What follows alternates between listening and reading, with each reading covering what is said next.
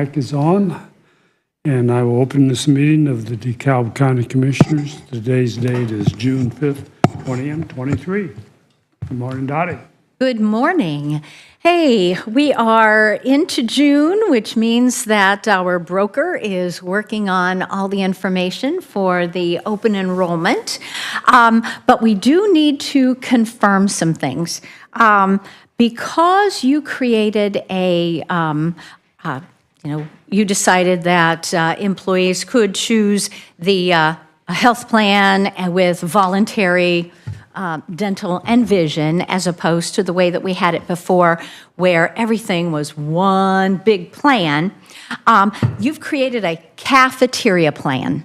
So that means that an employee can come along with their little tray and pick and choose which item that they want from the plan. Just wanted to make sure that you were fully aware that by creating this cafeteria plan, that means that some employee who may already be covered by their spouse someplace else, but the spouse's company does not have that insurance plan does not have either dental or vision, that employee may not choose the health plan, but may choose to purchase dental and vision, or. So just kind of wanted to clarify that. It does mean that our payroll department will have, a few more line items, but that's the way that 99 and 44/100% of these work. So kind of just wanted to make sure that that's the way that you guys were thinking. If we, if you have the people who, who only chose the health plan, then you may only have those employees who have vision issues or dental issues choose that, and those two plans could possibly have a lower participation, and it could mean that the rate could go up because those are the people that would have most of the the claims. So in reality, it kind of spreads the pool around with those employees who may not have it someplace else, but it'd be nice to have. So just confirming, and that is what you want? Yeah, they're using this, they're using the service, and whatever the rate is, what it is, because it's people that are in it are using it. Before, everyone was paying and only 40% were using it. So Right. That makes sense to me. Yeah. Yep. So, okay. Lauren, who was here, has been coordinating things, and she emailed myself. She'll be emailing Susan. We're working to get all of those things, all the details worked out so that the benefits summary booklet, much like we've had in the past, that way back in 2016, A.J. Gallagher created our first one to explain in more detail what the plans entailed, and also added all of the regulatory things, the information that our employees are supposed to be receiving every year. So they are working on that. So I think we're in good shape. We've had quite a few questions from employees, great questions, and I will be talking at the department heads meeting on Wednesday morning in the basement of the annex, just giving our department heads maybe a little bit more details. Hopefully I'll even know a little bit more, because at 11 o'clock today, Teresa, Lindsay, and I will be on an implementation meeting with Apex and Surest, and so we're going to get some more details, and that's going to make us feel even better. So anyway, wanted to let you know about that. Department heads meeting, yes, is Wednesday. Last week, the job classification subcommittee met, and we talked about the surveyor's lead technician. It appears that, when we sent the job description information that the acting surveyor had created. It went to the consultants. It came back, spelling out all the details. However, it is classified as hourly non-exempt because there are so many hands-on things. So I went back to Wagner, Irwin, and Shealy and asked, okay, what do we need to do? Because the acting surveyor and the job classification subcommittee would prefer that this position be more salaried exempt, much like that first deputy position. However, the whole idea of creating this new job description was so that the wages weren't tied to the surveyor's position, which right now, the acting surveyor, because of not being a certified surveyor, not being a professional engineer, the wage is only about $40,000. And so 80% of that, we really, Not much. yeah, not much, exactly. So anyway, working on that one. The other items that were tasked to the job classification subcommittee by the council was to look at health department nurses' wages, both for mid-year of 2023 and into 2024 for recruitment purposes and to bring them up to a more professional level. Highway department CDL wages, and information systems department wages. We are battling with the private sector when we're looking for and recruiting for those positions specifically. So those were three wage things that, as the president of council is calling the group, the HR committee, and so they were looking at that. Public defender has also asked for his attorneys, all the part-time public defenders, to receive the opportunity to receive benefits. And currently, they are classified as part-time, which means that they do not receive benefits.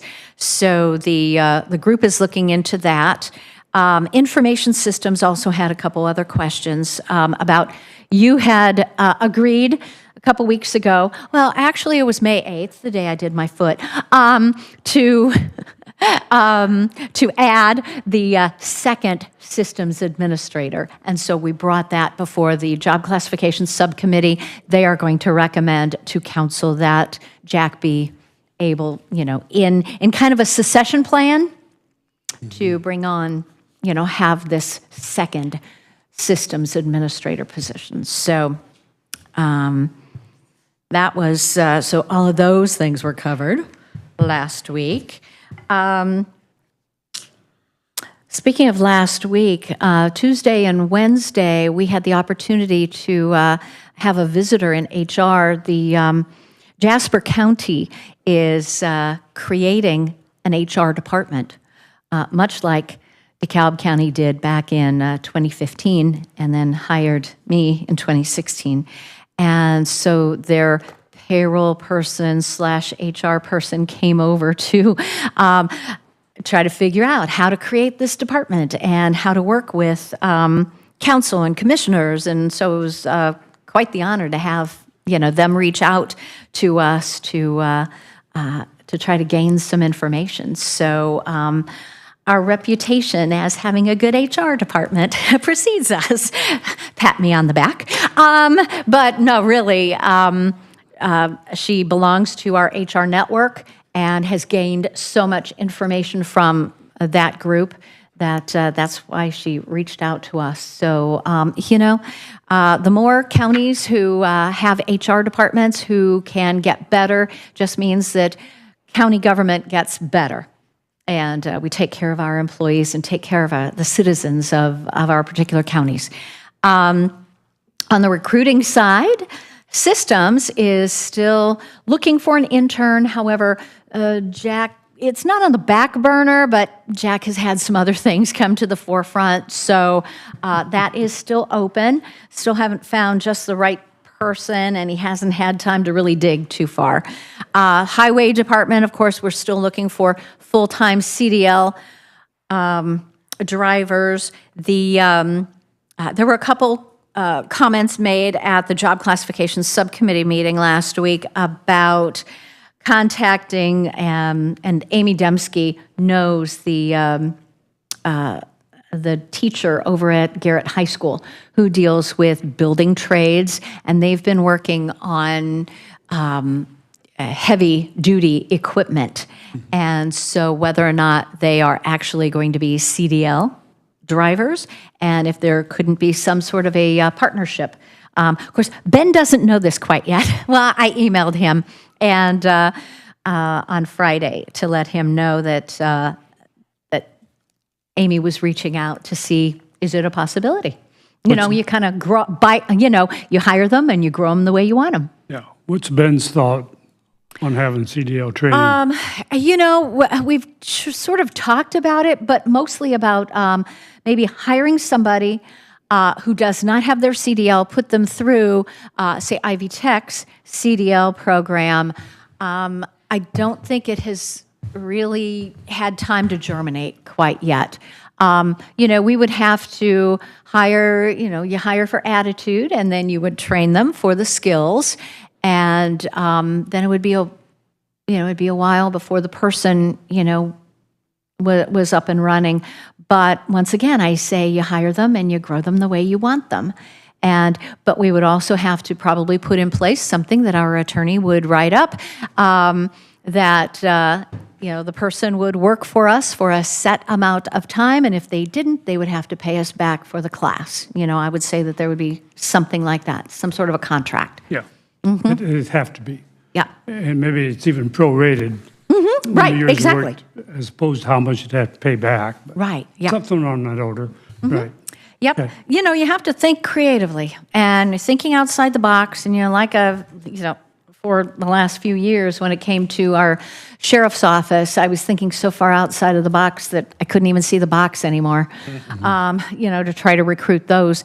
And segueing into that, honestly, we only have maybe 1-2 positions left in confinement to fill, and they are still getting a steady stream of candidates that they're running through the testing, the evaluations. So, but of course, we'll want to keep our line in the water because, we're only as good as until the next person gives their, 2 weeks notice. So you want to keep that going. Central has been recruiting for the last month or so for 2 more dispatchers so that they can expand their channels for Auburn and Garrett. And there are sit-alongs already scheduled. These individuals have already submitted their application packet. They've already gone through the evaluations over at Work One.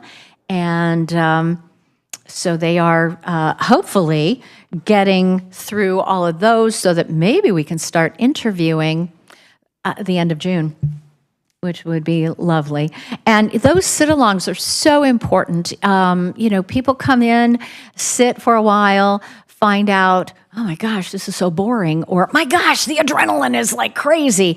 Those dispatchers are paid to be ready. And so all that downtime, their training, they're ready to answer the phone. So just having individuals sit there to figure out, all righty, could I live with this boring stuff until the big, the excitement comes along?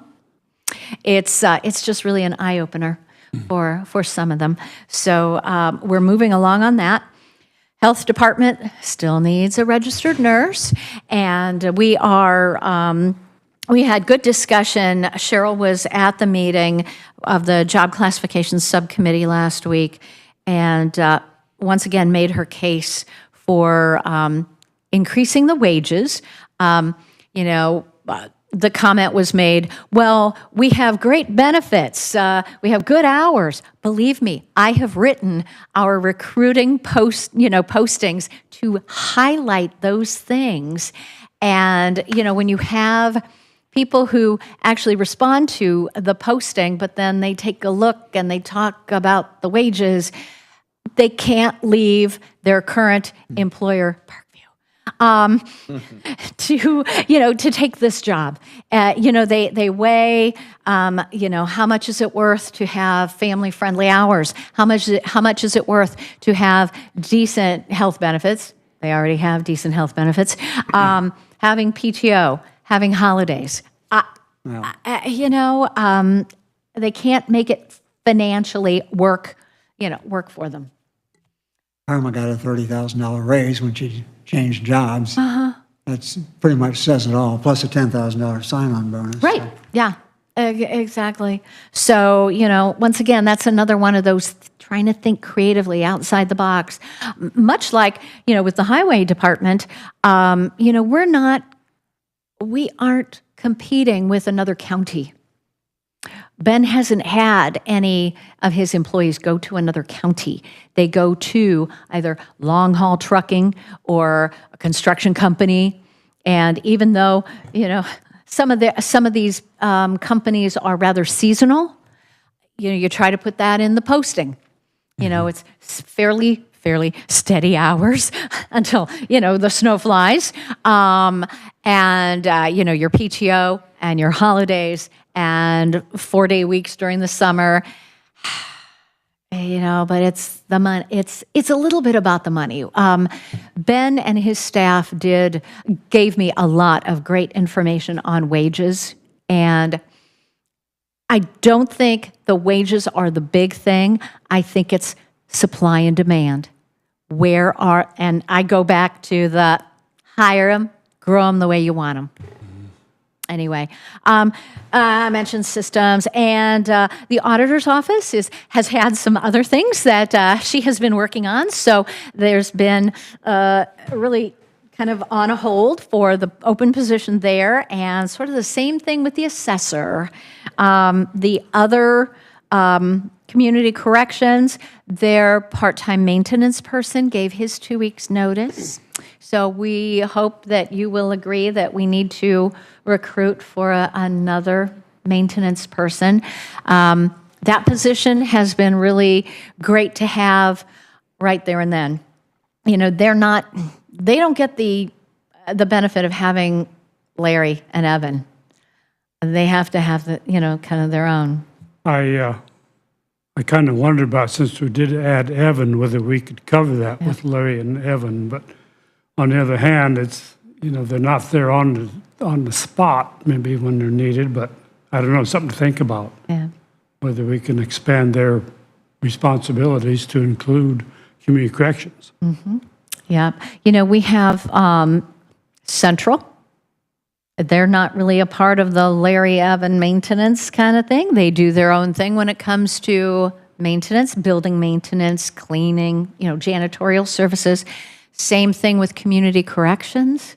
The highway, they don't have the benefit of having the Larry or his, the firm that Larry has to do the cleaning.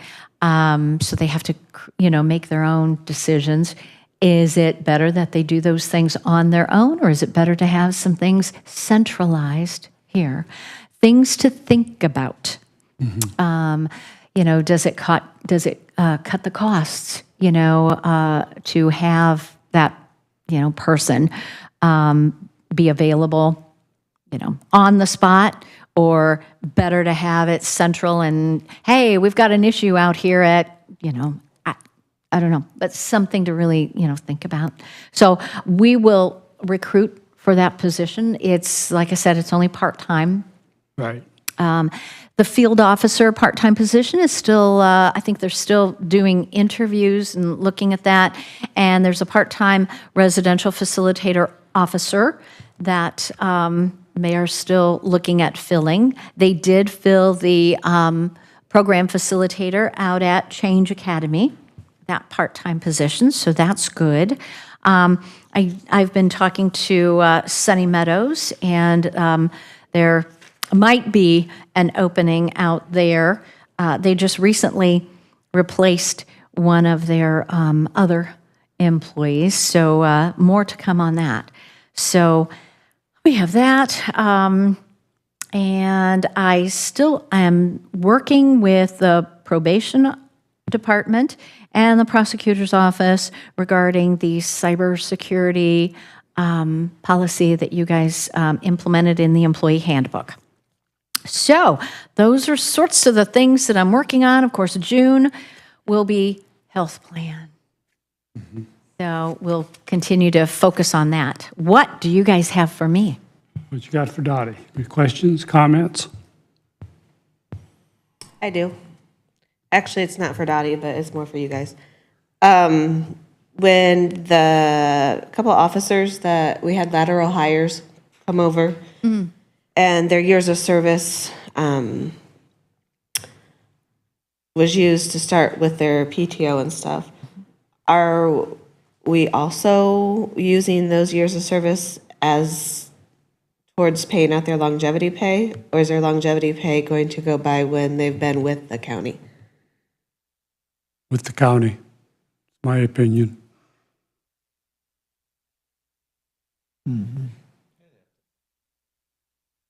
Yeah, I mean, longevity, is, how can we extend, That's a reward for staying with. yeah, Yeah. for staying with County. how us. can we extend that to a previous employer?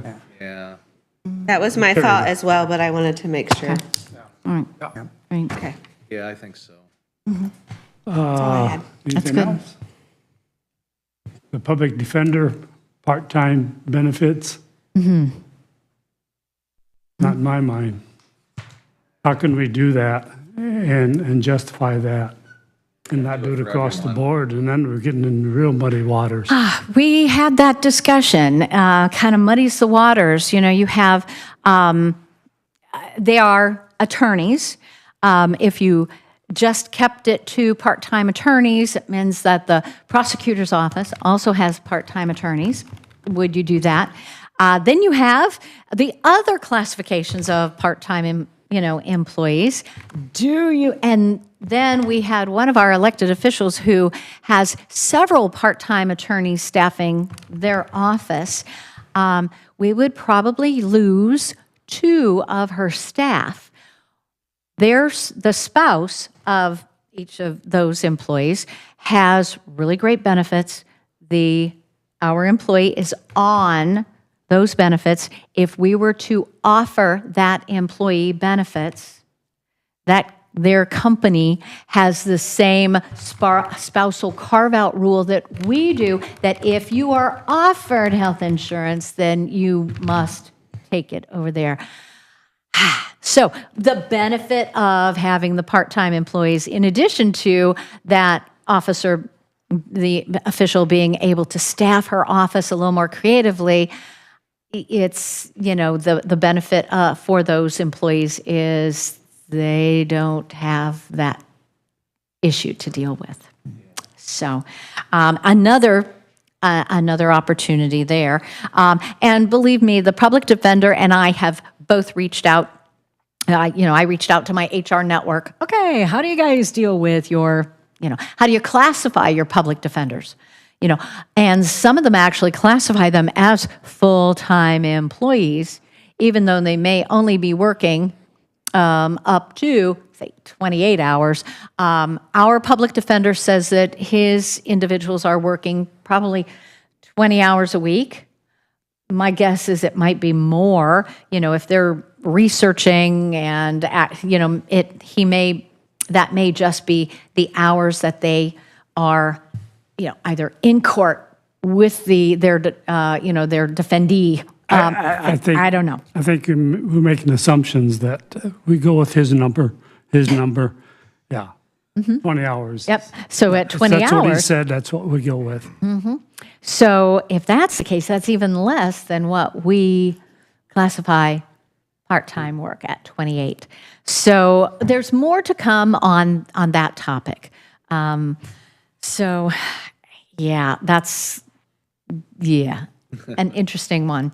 They are learned professionals, but they've taken on this part-time position. And so anyway, yeah, like I said, more to come on that. Anything else? I got a DocuSign from Standard. Oh, good. Okay, great.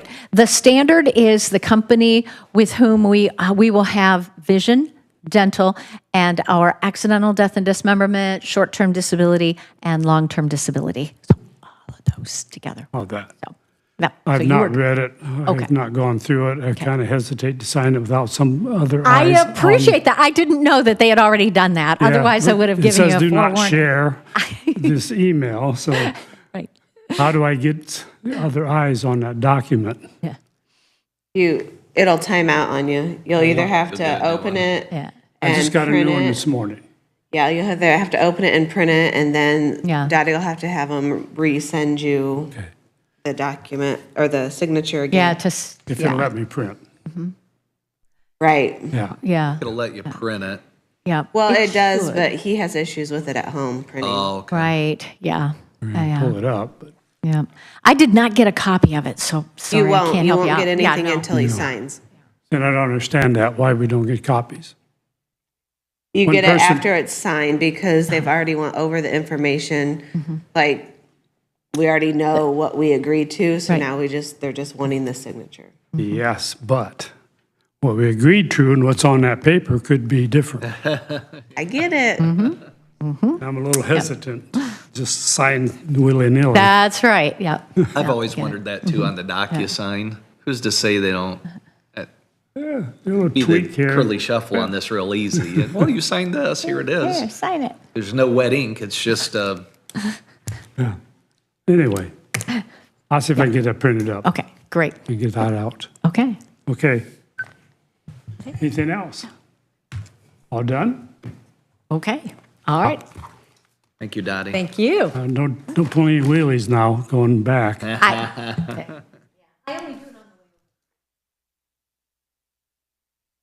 Okay. Let's do claims real quick. Move to approve claims. I'll second that. Motion and second to approve claims. Any additional comments? All those in favor signify by saying aye.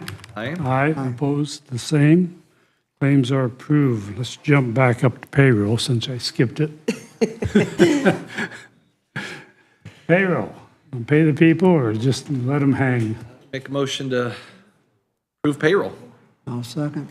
Motion and second to approve payroll. Are there any additional comments? All those in favor signify by saying aye. Aye. Aye. Opposed, the same. Payroll is approved. Minutes. Everybody read the minutes? Yep. Every Night word. late. Every word. Motion to approve. Second. Motion and second to approve minutes. Any additional comments? All those in favor signify by saying aye. Aye. Aye. Opposed, the same. Minutes are approved. Let's just take out travel while we're at it. Motion to approve. Second. Yeah. Motion second. All of the above. All the above. Well, heck, we don't even need to vote, just, yeah. All those in favor Aye. signify by saying aye. Aye. Aye, opposed, same. Travel is approved. Hopefully that changes soon. We're working on Yes, it. I'm working on the policy and. Oh, yeah? We had two Yes. approvals and two motions. We're good. You're working on that, you say, Andrew? Yes, we are working on that. I'd been talking with Susan and then Rachel's got one drawn up for me to review. So Rachel in Great. my office. Great, Yeah. great. We're getting close. Good deal, good deal. Okay, we're going to jump on ahead now to our 9 o'clock. Jessica and Andrew, whichever one wants to go first. Good morning. Morning. Is that mic on? It is now. Hey, they've got you. Good call, Bill. Thank you for having me. Jessica Shaw, 3865 County Road 79, Butler. You guys have had a nice break from me, but school's out, so summer break. It's a beautiful life. Check in first to see if we have any solar updates. I had checked with Chris to see if any completed plans had been submitted. He had said no. Things have been kind of quiet. I'm wondering if you have any updates on where we are in the process, who's close to having things submitted, if there's been any changes. Andrew, know maybe of. you want to address that. We had some information that come through. I've not been able to open that, by the way. Oh, The exhibit A, B, C, D, The only and thing E. that came through was from our attorney, Rick Hall, which was a blank. yeah, it had blanks for ADA. the exhibits. Yeah, it was just, Yeah. there was blanks. Yeah, Right. none of those exhibits have been negotiated or anything. So basically, there's But some, we haven't gotten anything yeah, from any of there's the no solar final companies. application, is my understanding, Yeah. on any of the companies yet. I'm my confused, though. It says if you sign this document, you're approving the exhibits. Well, what Rick sent was an economic development agreement that he was in the process of negotiating, asking if we wanted to make any changes to it. The other two exhibits, which are the road use agreement and the decommissioning agreement, have not been negotiated yet, so they can't be an exhibit until that part's done. Those will come to us from him to see if there are any changes that need to be made before, I understand that. okay. But the wording said, if we sign the redevelopment agreement, we are also approving the decommissioning and road agreement. Well, he didn't send it to us for signature. He sent it to us to see if we wanted any changes in the language. Well, then why did you make that statement? Because that's part, Andrew. Yeah, I mean, help. I think, my understanding was he was wanting the commissioners and myself as the county attorney to review it. When, And I said back that I didn't feel comfortable having it signed until we saw all the other agreements, because you're Yeah. agreeing to the whole thing sort of as a package. Right. well, there's nothing to sign because the Yeah. blanks aren't filled in yet. Yeah, there you So go. when it comes to Not a us, final agreement yet. when it comes to Yeah. us for signature, all the blanks will be filled in, exhibit B and C Yeah. Okay. and X and all of those other. So it's like a preliminary document. Do we preliminarily agree with it, is what that makes sense to me, what they're looking for. Yeah. Okay. It's Is that on basically this- like when you send us a copy of a draft of an ordinance and Yes. say, what changes do you want to make? Yep. Yeah, Okay. Is that for the Sculpin project? Yes. yes. But there's been no completed application for any of the projects yet that I'm aware of.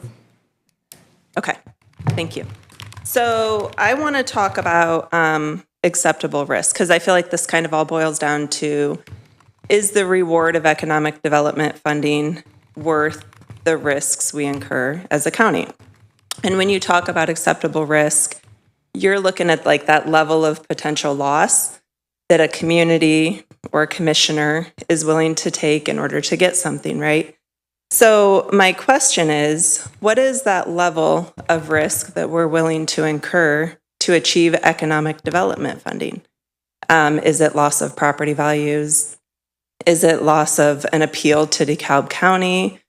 How much risk are we willing to take on in order to achieve economic development funding? Because that's what I keep hearing, like, what is the benefit in this? Well, it's economic development funding, economic growth, right? So I have a couple specific examples. And Mike, I guess I kind of want to talk to you for a second on this, because you've mentioned Randolph County in several meetings about how good their developers are as far as corporate citizens, and how well received they are in the community. So is having mechanics liens put on landowners' property, is that an acceptable risk for economic development funding? Is that something that we're okay with? I guess any of you can answer.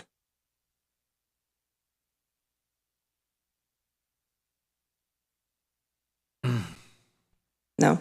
Okay, let me ask another question. Did you know when you were singing the praises of Randolph County that they had landowners who had mechanics liens placed on their property from the contractors of the renewable energy developers? Did you know that had happened? I simply was relaying information that was told to me by Randolph County officials. Okay. Period. That's the extent of it. So you And that's did or been did months not know? ago. Okay. I spoke to Jerry Warren, and I think he'd actually be happy to come and talk to our county. He paints a very different image of what's happening in Randolph County. He was the Farm Bureau president for 10 years, and I was given his contact information from like our local farming community. I had a couple farmers reach out and say, I spoke to this individual who would not like to be mentioned. He's been in contact with Jerry Warren, and this guy, he knows some things about what's happening in Randolph. Jerry answered my calls, said he was happy for me to mention his name. He would speak to whoever we wanted. He said the people receiving the economic, or the county spending the economic development payments, and the people receiving the payments from the leases on their land are happy with their renewable energy. But the rest of the county, the people who live there, are not. And there's some reasons for that. He knew people personally who had mechanic liens placed against their property because the renewable energy developer wasn't making payments to the wire company. And the wire company placed mechanics liens on the real property for these landowners. Now, they were satisfied, but what happens if they weren't? Is that a risk that we're willing to take in DeKalb County? Are we willing to expose our farmers to that? Okay. What about exposing our school districts to lawsuits? Is that an acceptable risk for economic development funding in DeKalb County? Do we feel like? I would say not. Okay. I've sent articles where solar developers, renewable energy developers, will make it broad, have done clawbacks and sued school districts, things like that. This one's personal. Randolph County, again, when we were singing their praises, did we know that their school district was being sued by a renewable energy developer? Did we know that that was happening? Is happening? This is all information. If you follow our page, I did a video on this. The links are all attached. You can go watch the videos, look at the articles that really happened. Randolph Eastern School Corporation went into contract with Performance Service Incorporated, okay, agreed to pay $154,000 a year to put up a wind turbine. And this was going to give them access to the turbine as well as data from the turbine for educational purposes. Indoctrinating our children drives me crazy. But they built a curriculum around it, wanted to certify their students on renewable energy. And there's kind of this timeline. It makes me sad for them. But this is a fear I have that we've kind of been told are horror stories, but these things happen. Randolph County that we've praised, it's happened in Randolph County. January 2010, there was this big video. You can see it on YouTube. It's on our Facebook page, where the turbine is delivered, the community's there, the children are there. They're talking about how awesome renewable energy is, how neat this collaborative effort is with the school and the community and this developer. The superintendent is actually quoted as saying, wind turbines going up is a dream come true. Okay, so that was January 2010, which this is the image that solar paints, right? Or renewable energy paints. They show all the highlights and the awesome things, and they blast it all over the news. February 2021, so 11 years later, they fight this issue for 11 years. There's an article. This isn't a big fancy news video. There wasn't reporters there. This was just an article in a newspaper, Winchester News Gazette. Performance Service Incorporated threatens a lawsuit against Randolph Eastern School Corporation because they're not paying that $154,000 a year that they agreed to pay. They're not paying. Randolph Schools in return files a complaint for declaratory judgment because the wind turbine, and this is a quote, says, has been plagued with chronic mechanical and operational issues from the inception of the project. So renewable energy not working like it's supposed to, right? Mm-hmm. February 2023, 13 years after this thing was put up, this is just a press release from the superintendent. So this isn't even in the newspaper. I found this on their school's website. Comes and says the wind turbine comes down and Randolph Eastern School Corporation's litigation with PSI remains pending and ongoing. 13 years after this wind turbine going up is a dream come true, this becomes a nightmare for this school. And here's my concern. The facilitation has already started to happen between these developers and our schools. Sculpin has collaborated with Garrett Schools already. Is this a liability, a risk that we're willing to take on in DeKalb County, all in the name of economic development funding? Good question. Comments, anyone?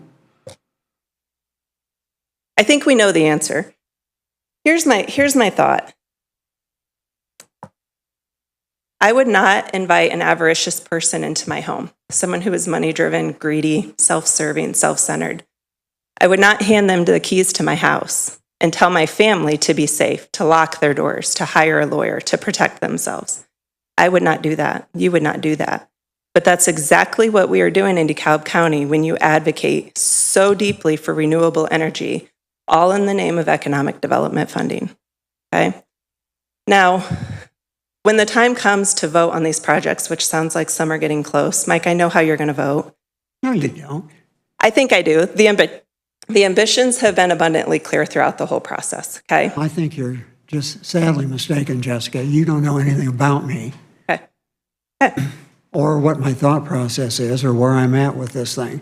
So you're just simply mischaracterized. You've done this pretty consistently, mischaracterized virtually everything that has to do with, just like this Randolph County thing. That's a mischaracterization. We weren't praising Randolph County. I was very clear to say, this is the information that I've gotten from elected officials in Randolph County and White County and the others that I mentioned. Did you know their school district was being sued, and did you know their farmers were having liens put on their property? Did you know those two things? No, I didn't. Okay. Okay. So here's what I'm asking. I'm asking when the time comes for you guys to vote to shut solar out of DeKalb County. The risk is too high. The risk outweighs the reward of economic development funding. Plain and simple. I'm being careful with my wording here.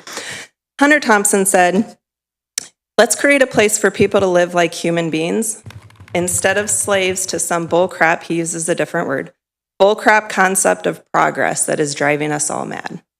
This renewable energy hoax is all in the name of progress, right? And I think there are some who are smart enough to not buy into it and to have the foresight to protect our county. And I know that it's been referred to as a parade of people who keep saying the same thing over and over again. I think I read that somewhere. But we're going to keep doing it until we know that you hear us. And you know that the citizens of DeKalb County want this to be a place where people want to come. They want it to be appealing and attractive. And they want to have leadership in place that looks out for the people and protects everyone. That's all I have. Thank you, Jessica. Yep. You got Andrew? She took up all the time. I don't have much time now. We Andrew might give you 30 Provines. seconds extra. Right, I appreciate that. I don't need much time.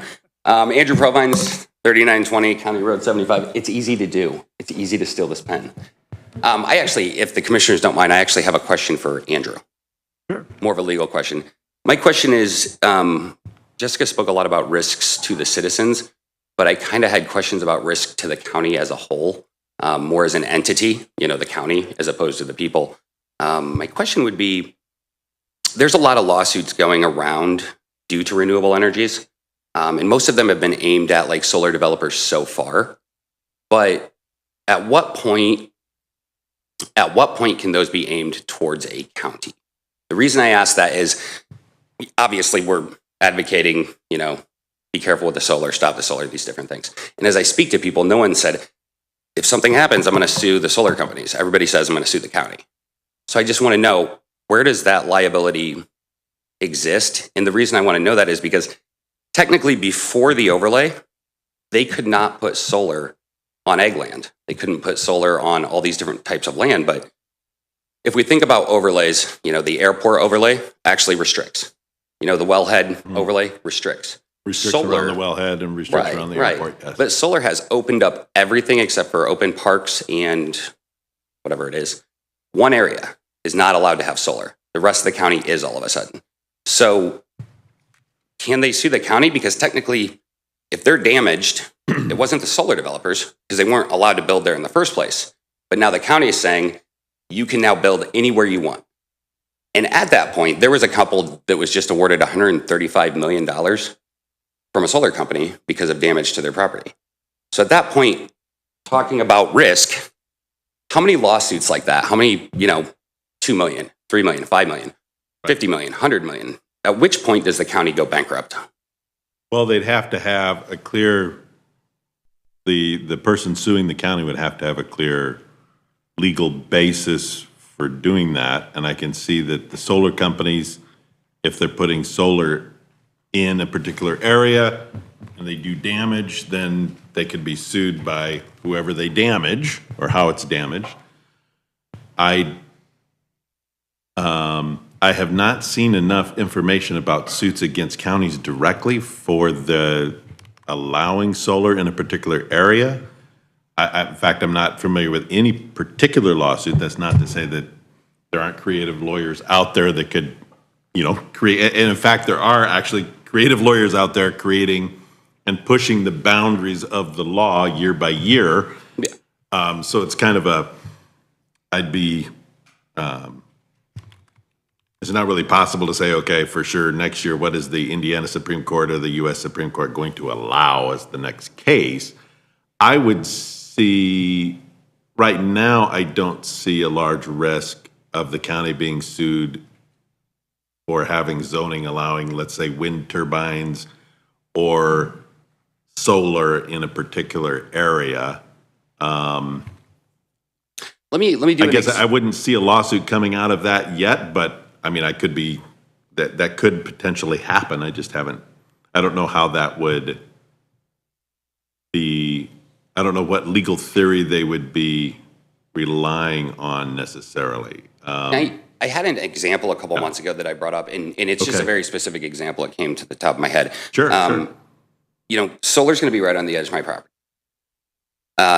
Away from my house, it won't be next to my house, but it'll be right next to my woods. I mean, we're talking like 35 foot from my woods, 50 foot from my woods, something like that. Like it's right on the property line, So let's say that solar panels catch on fire.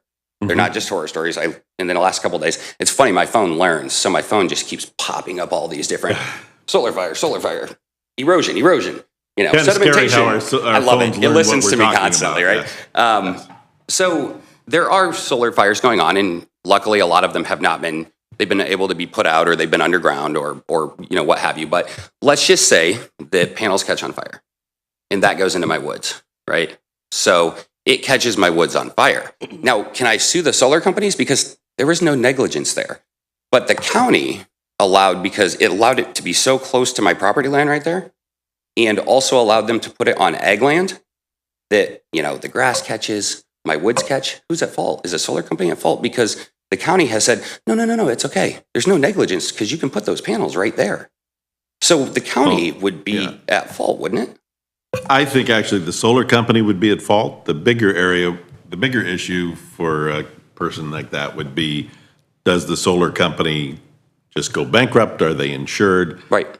I would see the solar company, I mean, without knowing more facts, and this is just sort of generating an opinion here this morning on it, but it seems like if negligence is where there's a legal duty, so their legal duty would be they have to have a safe set of solar machinery there. And did they violate that duty in some way? But you have to prove negligence, right? You have to prove negligence. You have to prove that there's a duty that they violated. So like if you're driving down the road, your duty is to be a safe driver, obey the traffic signs, traffic laws. And if you violate the traffic laws and cause an accident, then you've breached that duty. Right. So at this point, I wouldn't see liability for the county. It's not to say that that's impossible, but I haven't seen a successful legal theory that I can think of doing that. It might be possible. And the reason is because it just seems the solar company did everything right. The panels are perfect. They are exactly the amount of distance they need to be from my property. But maybe they're not perfect because they're catching on fire. But let's say they are. But let's say the equipment's passed every test. It's perfect equipment. Something happens and it catches on fire and my woods catch on fire. Yeah. Then the county's the one that said they could put them right next to my woods. That's my concern. Right. I think my the issue concern is that the county. my concern is for the county as an entity. Sure. Just because you see all these lawsuits, and I thought, man, if one of these got lodged against the county, I mean, the budgets are online as far as the county's concerned. It seems like a number of these lawsuits would be rough for the county to handle. So that's all. I know I'm out of time. I appreciate the extra time. Thank you, guys. You bet. You want this off? No, Larry's coming up. Thanks, Andrew. Thank you, guys. We did get you an extra 5 minutes, almost 5 minutes. Yeah, Larry, you got something for us. Yep. Couple different things. They're working on the light post, redoing those. Should have those done this week. Prosecutor's office has asked to have a card reader put on their back door. so they can have access in and out of that door. Would you explain what their access is now for the public? Right now, they use the south entrance where the judges go in and out. And they have a card reader there, right? Yes, they do. Yeah. Which their office is just, they can go out the back door of their office and it comes out into the hallway and then go right out the south door. I have talked to Brady and he's going to leave it into your hands.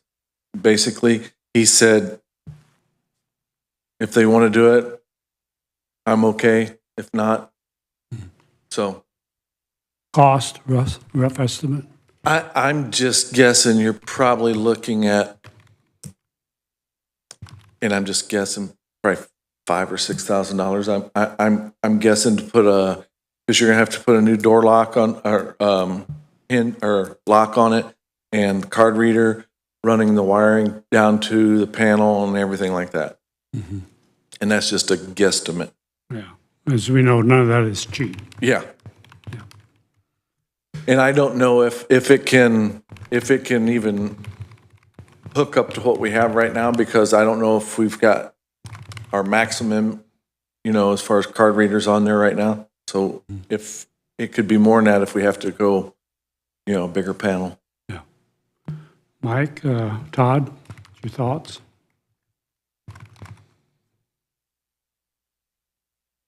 I mean, the front entrance like everyone else. Already have special access to the south. We're adding just another breach point for security, in my opinion. I It's not agree. that they would do that. I'm just saying, though, it's just another thing to maintain and secure for no reason, other than to save them, 15 seconds? And right now, they can use it as an emergency exit. If something would happen, they can go out Get that out, door. Yeah. sure. Yeah. Yeah. It's got a crash bar, I'm sure, Yeah. or it's Yeah. unlocked, one of the two. Yeah. Yeah. I just don't think we need to spend money for convenience right now. Not unless there's a much more compelling reason, and Yeah. I'm not, There's Then not I'm a not need hearing for about it. security, like there, I don't know. I was just asked to look into, It obviously would be no more secure than what we have now. In reality, maybe less secure, as you say, another point of breach. And so, yeah, I just don't see I a think need you're for it. unanimous that's a no. okay, Yeah. all right. We met, was it last Thursday? Over at the Plan Commission? Yes. Yes. Okay, we had talked about relocating them. And the more I think about it, this is my idea. Instead of spending that money for that, because it was going to cost quite a bit a year, Yeah. why don't we 24 just put a grand. new air conditioner in? That gives us a little time, because we're talking about a different building somewhere else down the road. Agree. That would give us a little bit, it will make them happy there. And then it would give us more time to do another building if that's what we're going to do. And I think it'd be money well spent doing it that way instead of putting money into leasing or renting a building somewhere else just to move them into. And then also you got to look at, we're going to have the expense of moving them, relocating, internet and everything like that. So that's just my thought to pass along. I'd like to hear what the new air conditioner is going to cost Yeah, before we can make that decision, because if it's $15,000, $16,000, $18,000 in a building that's not worth doing anything but tearing it down yeah, in a year, then that's not a very good investment. yeah. Is it like a 3-ton unit, 4-ton unit? What's on that? Because there's multiples, I know, but the main, isn't it a 3 or 4 ton? And it's a rooftop, and I really. The rooftop? Yeah, and I really don't know. It can't be all that big. There's not that many square foot. Yeah. in that. Just, I have a hard time thinking it'd be more than 8 or 9 grand for a unit that size. I can check into that. We had an estimate Did we? Yeah, it's from been, that for, I mean, it's a couple of years old at Yeah. least, so it's not valid Yeah, that won't anymore. be any but good. Seems like that was $11,000. I'm thinking that, but I'm not, I wouldn't, You still got that in your file? Should we have maybe Auburn Heating give us a, Yeah, at least initial maybe get a hold of Auburn Heating and get an initial estimate and see. because here's the thing, if we do another building somewhere else and it takes us a year and a half. 2 years. Yeah, it's at least 2 years. So if we're spending $20,000 a year for leasing a building to move them into, it just seems like it'd be cheaper to do the heat or the air thing than do that. That's all I'm thinking. Yeah, I think we should look into it for sure. I think we need a new quote and then, Yeah, definitely. Let me do that. Let me get a quote and then we can go from there and see what Yeah, we want to do. get us that this week and we'll pull the trigger on that next Monday. And I did talk to Chris on it. I brought it up to him. He goes, I just want it comfortable in here so it's not like so hot for us. Yeah, And which I get it. I understand. So, Well, we not only have the staff in there, but we've got the public in and out of there all the time. So, Yeah. You don't want the public going into a sweat box. yeah. yeah, it wasn't quite a sweat box. I walked in the other day, it was warm outside. I walked in, there was a noticeable difference. It was much cooler Yeah. in there, so it's, and it's everybody's perception of what's too hot and what's too cold. and Yeah. Everybody's different. And, Yeah. But anyway, that was the conversation. It was kind of odd. I won't repeat it, but anyway. Do you guys have anything for me when I'm here? Anything on the security barrier for third floor? I talked to them and they were painting the Pedestal? pedestal and he was going to bring something when he brought that over. Oh, okay. So, Still waiting on that. yep. Okay. And we decided the pedestal goes here. Yep. Right, behind Todd. Okay. Anything else for Larry while he's here? Okay, Larry. All right. Thanks. Thank you. You bet. Okay, we got a couple minutes. Anybody, anything we can do real quick?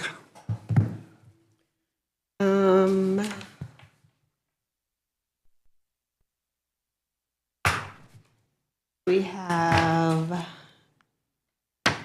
an equipment rental agreement with Eastern Engineering and the county for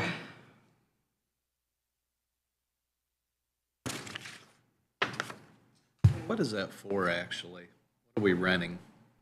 I read the agreement and I still haven't figured out what we're actually renting. I assume it was printers, but Is that through Jeff?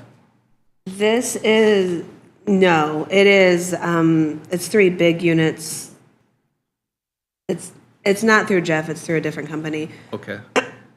but we added some language in here. What was it called? Disbarment language Yes. in with it. And I think normally Jack had signed these, but I had made a big deal about you signing all my agreements, contracts. So we held it out for you guys to sign. For a big printer or something, isn't it? 3 of them. Yeah, all it ever said was HP, and I didn't know, I figured it was some type of printing. Is there a reason why that Jeff doesn't support those two, or are these just out of his, the reason why he don't bid for these also? I thought this seemed like it was some sort of larger It's a printer special, to print out larger pieces of paper. I'm just curious how we negotiated the Than what initial deal. Xerox would and- do or something, but I don't know. Yeah, those big plotter printers probably. yeah, it's like I the don't big know one for in sure. my transfer side. Okay. Yeah, I don't know your answer for sure. I know when we first went into them, this was the Fine, I better was just price curious. or whatever. How we initially got hooked up Yes, with so them. I have no idea. I can't answer that. Yeah. does Surveyor have one of those? Yeah, I think it's I read that and I can't remember. surveyor, They have Maybe the recorder too.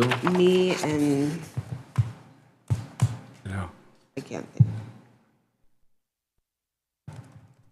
No, surveyor does a lot of big. Oh, I'm sure. does Chris have one? I think it might be Chris. Oh, that would I make think he does, sense. Yeah, I think it's GIS. Chris. Yeah. Yeah, I think it's GIS, surveyor, and me. And Andrew, you read the contract? Yeah, I believe I did. And I didn't have a problem with it from the legal standpoint. Okay. I have no These are idea, units we obviously, about already the cost. have, right? We're just renewing. Yeah. It's a 3-year contract. I think it automatically renews after 3 years unless we notify 60 days ahead of time. Yeah. I remember right. Generally don't like those auto-renewing contracts just because you Yeah. forget, but if we make a note. Somebody needs to make a note and follow up Yeah. on it before before that time period. A lot of times they'll say, and I think this one might have said it, like you can't say now you don't want to renew, you have to wait till Yeah. 120 days before and then not forget Right. before 30 days before or Right. 60 to do it. They make it a real tight time frame. Mm-hmm.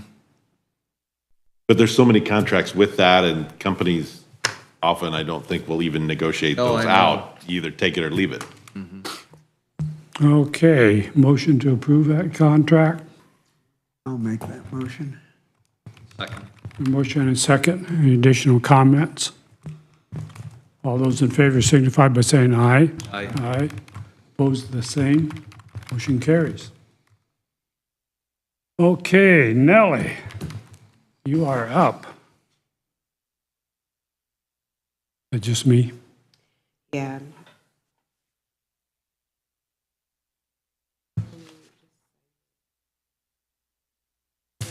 These are the only two.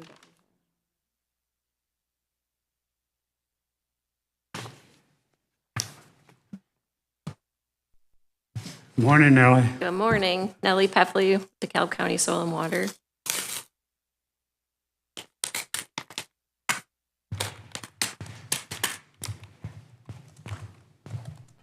The first bid I'm opening is Flatland Resources.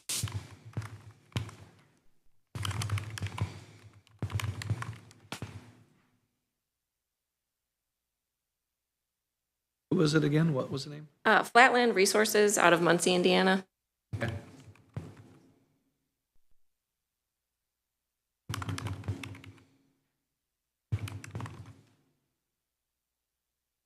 All right, their total estimate, $340,013.33. It does say there's potential savings on the next page for an alternate tree planting. Instead of doing the 5-gallon tree plantings, it would be the bare root, which would be a project savings of $53,179.65. How much savings? $53,179.65. And you call that a bare root planting? Yeah, so instead of the 5-gallon, they have in there the bare root seedlings, which are smaller. Okay.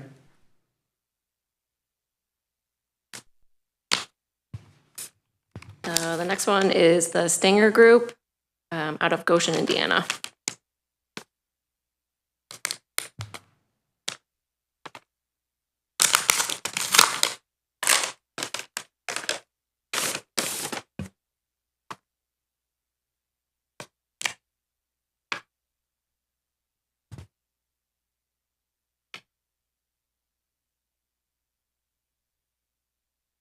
And their bid amount is $312,502. No mention of the savings for a, No, and I had talked to David. They are actually here today, both of them, Okay. from both organizations. And David was going to mention that to them. So I'm sure it would be the same savings roughly. Okay.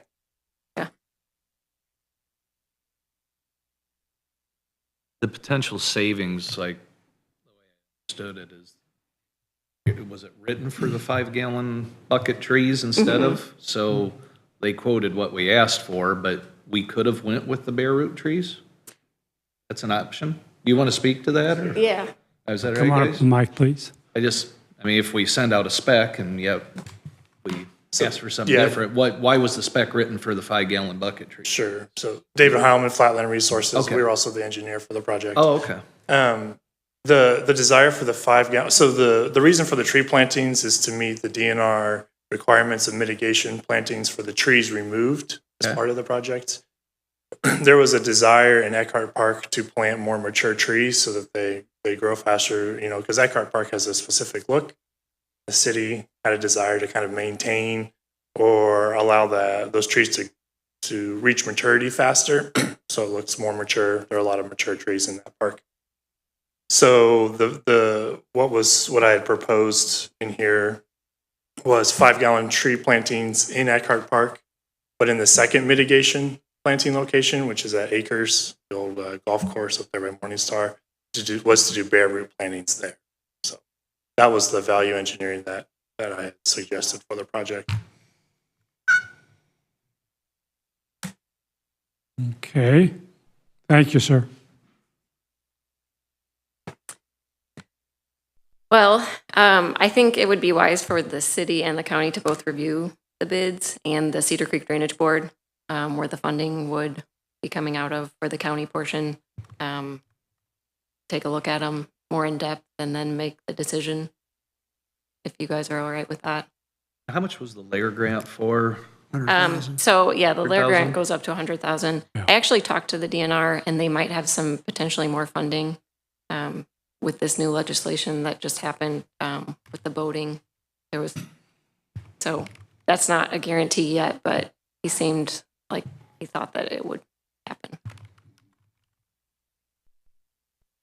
Any opinions, questions, comments? I'll just throw out one thing. I think we should go with the bare root planning. I can't see that spending that much. And the county's got 50% invested. We're going to have 50% invested in this. So, we're talking 300,000 in that area. We're going to be on the hook for 100,000 after the grant. So my opinion would be to go with the bare root planning. Okay. Yeah, I don't. City might want big trees, but they'll get big someday. Yeah. Just be patient. Was there a requirement of the trees to be big? Sorry, Mike, if you, go ahead. No, go I ahead. was just going to say, was there a requirement under the mitigation plan that they had to be big root, or the 5-gallon trees versus the younger? I think that's just what the engineer had done. Okay, to make it a more mature tree. It wasn't a Yeah. requirement under the state likelihood of- mitigation. Okay. yeah. I just wanted to clarify that. Okay. And just to clarify, though, that the 53,000 savings, was that to do the 5-gallon plantings in Eckhart Park and the bare root planting in Acres? Okay, all right. Oh, to still keep I thought the 50,000 would be saved if they did the smaller route in, okay. That's Misunderstood then. That's going with the original spec, just in Eckhart Park. Okay. But bare root in the Acres Land Trust Park. But both, And that's where our 53,000 savings go. but I the thought it came from the park, 53,000's but- bare root also in Eckert, right? No, Can we do bare root in Eckert too and save even more money? Well, what I'm saying is, there's a $53,000 savings just to do bare root in Eckert, or Acres. Can we do bare root in Eckert too and save even more money? Yeah. Come to Mike, please. Sir? Eric? Yeah, if you could come up here so Yeah, we can. we got to get Gotta you on put you on recording. record. All right, Eric Dittmars, Park Superintendent for City of Auburn. 25% of the trees are planted in Eckhart Park, so the savings wouldn't be a correlation where it would be, half of that amount. Only 25% of the trees were actually being planted in Eckhart Park, the rest of them are out at Acre. Could they be bare root if we wanted to say 25% The still a big DNR number? requires at least 80% vitality. So if we lose a bunch of them, then they have to be replaced at that point. If kids get out and pull them out, and the reason we go through and plant larger trees, our specs are 1.5 to 2 inch caliber trees. These are 3/4 of an inch, roughly. Yeah, probably 3/4. So what we get is where we get kids that climb up them, run them over, stomp on them, things like that. So we do get larger trees just because of that fact that they would have to be, I would say over 50% of them would have to be replaced at that point.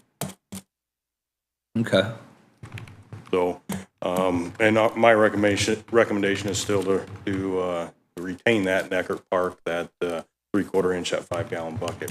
The cost savings, I think would be beneficial from having to come back and replace it. And the next, I think the look back is 3 years. 3 years for the look back. Look back.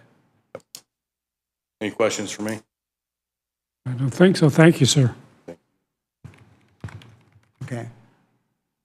Any other questions? Can we have, Oh, yeah. I'd like to hear a little bit more about,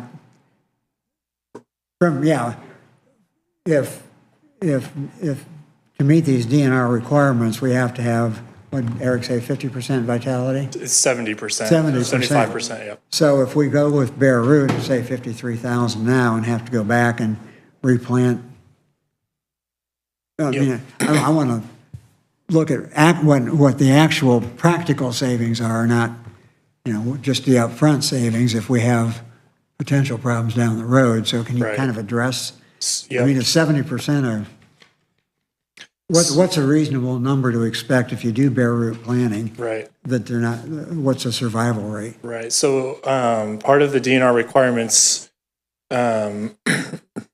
with the number of trees replanted, excuse me, are dependent upon the method in which you choose. So if you're doing bare roots, you plant more bare roots because the survival rate is not as good as a 5-gallon tree planting, right? So they require more plantings. As Eric alluded to and spoke to, when you're in a park setting that's used heavily, those bare roots, when they're first planted, they're small, they're hard to see, they're not well marked. Sometimes they're easily mowed over. Kids will pull at them, right? It becomes a hazard. And then suddenly, while they're easy and cheap to replace, you have to replace them. And if you don't meet the mitigation requirements, then you have to spend more time and money monitoring, the plantings. So that's why, and another reason why the 5-gallon trees were chosen as kind of for the project. Up at the acre site, I do not believe that's public yet. I believe it's still kind of, while it's in a conservation trust, there are not going to be people out there, running around. So it's more likely that in that setting, those trees would do just fine. Okay, good. Where's that site at? It's the old golf course. It is the golf course. That's correct, yep. Okay, thank you. I feel much better now.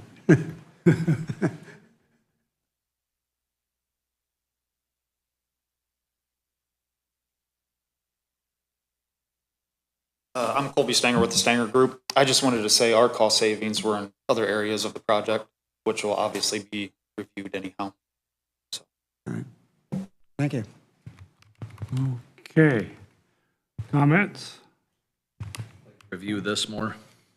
Say what? I'd like to review this more. Okay. Let's review it more and take this into consideration. What's to be bare root and what's to be bucket, and go from there. Okay. And you'll have everyone in your group review this too? Right.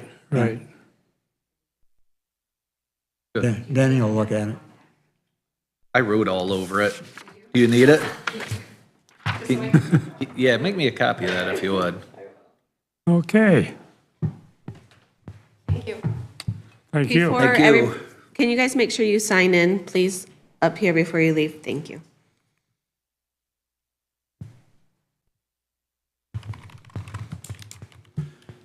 Okay.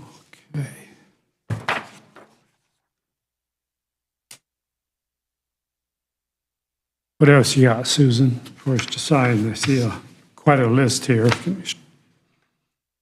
Got 15 yet. Let me see.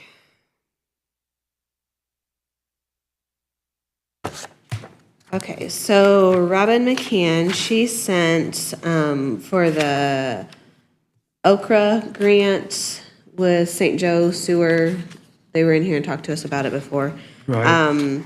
There's just some next steps here. There's a couple letters and an income survey certification that need to be signed by the president so they can move on with their request.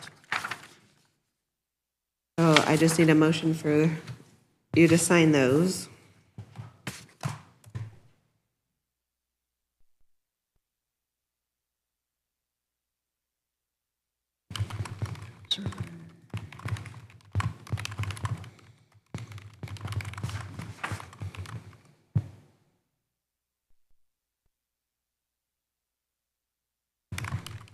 I make a motion for the president to sign the additional documents for the St. Joe Sewer District Okra Grant application.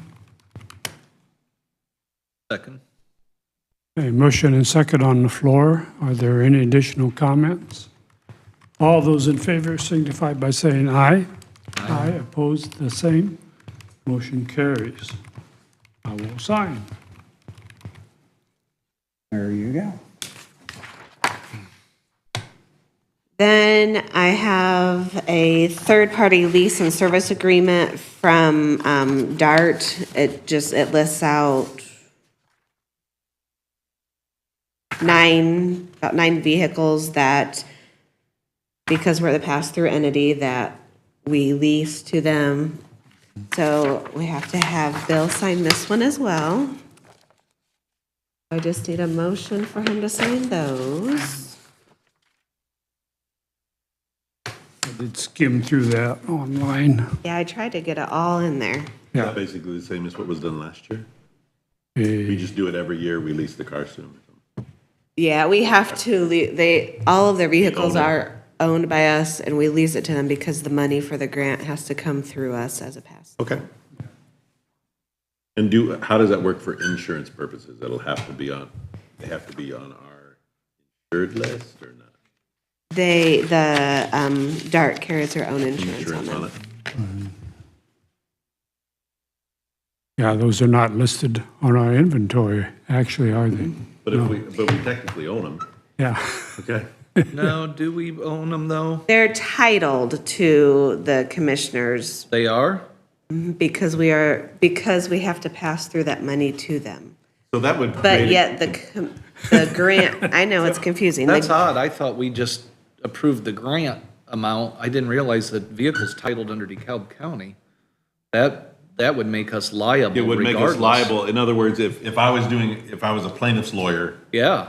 I would sue The the owner owner of of the the vehicle, because you'd almost have to for your job as a plaintiff's lawyer. Are we named additional insured from them? That would protect us. I'd have to check on that, but I believe so. I mean, it I'm sure has this was to done be. years ago. So, Well, yeah. it has to be titled that way through the grant, so there's multiple, I'd have to look up the rest of the documents, but, I don't know, I'll explain it. We're covered, I mean, if there is a problem, it does come to us, but it also goes to them in conjunction. All their stuff covers whatever needs to be. So long as we're additionally named insured, like what Todd said, I think we're okay. But I would want us to either have it on our insurance or additionally named insured. Yep. We should make I sure will that double check. Yeah. Even you or I shooting him an email just saying, hey, are we on as an additionally named insured this year? The county does not own the facility out there, do we? I don't think so. They own it themselves, but to get this federal grant, it sounds like we have to own the vehicles as Yeah. part of the grant, which I'm Because fine with the if we're grant covered. is operating and capital purchases Yeah. are what the grants, Yeah. and they're federal dollars. It's fine with me from the legal side, so long as we're on somebody's insurance. Right. Yeah, I'll find out. As long as we're named yeah. on the insurance, we're good. And I would think we'd have to be if we own title to the vehicle. I didn't realize we actually had title to the vehicle. Thought we just approved the pass-through. Sounds like we have to as part of the grant Yeah. for some reason. Yeah. Okay. That's fine as long as we're covered. Motion? So moved. Motion and second. Additional comments? All those in favor signify by saying aye. Aye. Aye, opposed, the same. Motion carries.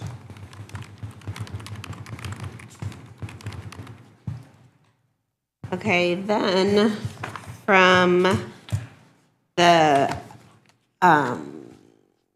your new meeting procedures that you enacted, we have 4 ordinances that can be read by title only because we had them made available online. Plus, we have them available here for our full audience if they want to see it.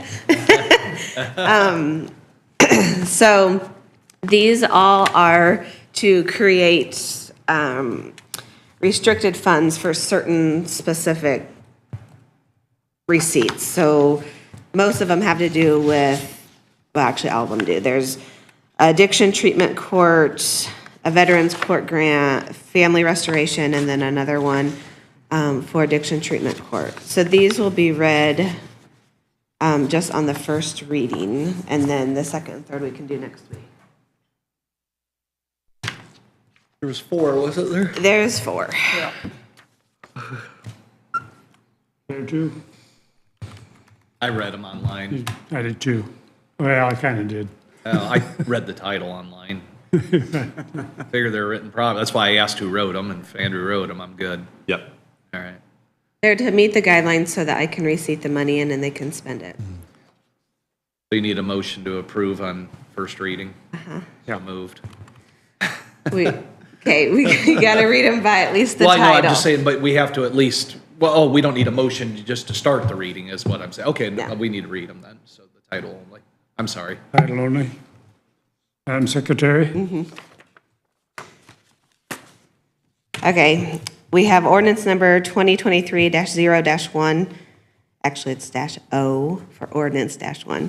DeKalb County Code, Section 28-9-12, DeKalb County Commissioners, an ordinance establishing a restricted fund for donations for the addiction treatment court through the DeKalb County Superior Court. Do you want to do them separate or together? Ordinance number 2023-0-2, DeKalb County Code 28-9-13, ordinance establishing a restricted fund for donations for the Veterans Court operated through the DeKalb Circuit Court. And we have ordinance 2023-0-3, an ordinance establishing a restricted fund for donations to the Family Restoration Court. And ordinance number 2023-0-4, a restricted fund for the drug testing done by the Addiction Treatment Court. I'll move to approve ordinances 2023-0-1, 2023-0-2, 2023-0-3, and 2023-0-4 on first reading. Okay, motion and a second. Are there any other comments, questions? All those in favor signify by saying aye. Aye. Opposed, the same. Motion carries.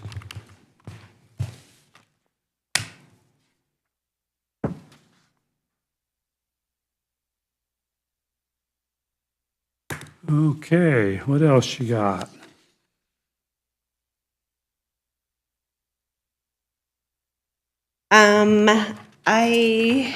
I don't know if we're even ready to talk about it, but we've been getting the information on the new local health funding, and we need to either opt in or opt out of that.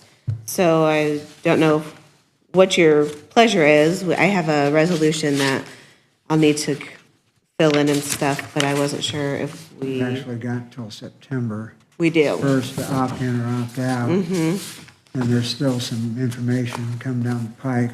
I talked to Dr. Sauter last week and Cheryl as well.